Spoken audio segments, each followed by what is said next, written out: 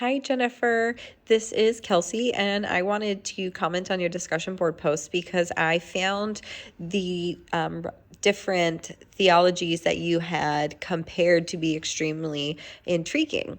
First of all, you discussing the way that you fall or you grow up in this Protestant Pentecostal church, and that you continue to hold those values and those beliefs, yet then you talk about growing up in Dubai and having to learn and read the Quran and be proficient in demonstrating these Islamic prayers. How was that experience growing up? As you said in your initial statement that you grew up in this Pentecostal church, but yet you also had to learn a different religion. That's extremely intriguing. And I really like that you pulled out the main differences of Christianity and Islam, with Jesus being the only prophet, him being the sole King of Kings, in that, and that the difference of the Muslims and how they have a self-proclaimed prophet who taught law and so forth.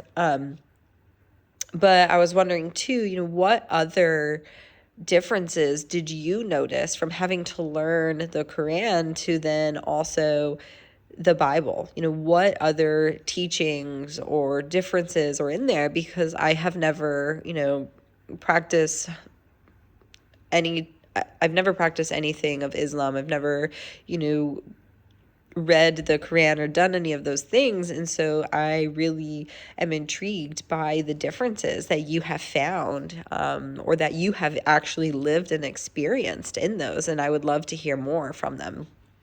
I also really appreciate how you talk about coming from this whole person approach of wellness, the mind, the body, the spirit, and then how you based it on scripture. I found that to be, a wonderful basis for your psychological position. I find myself to fall into that same pattern as well of, really believing in the whole person. I fall more towards a person-centered approach. However, part of that person-centered approach is really looking at who that whole person is, and so forth.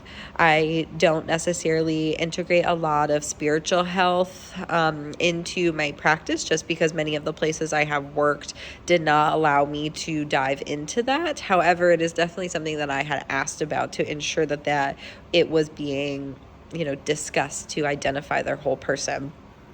So like I had said, your discussion post was extremely intriguing, and I really appreciated, reading about the two different experiences that you had, growing up in this Pentecostal church, yet having to learn about Islam.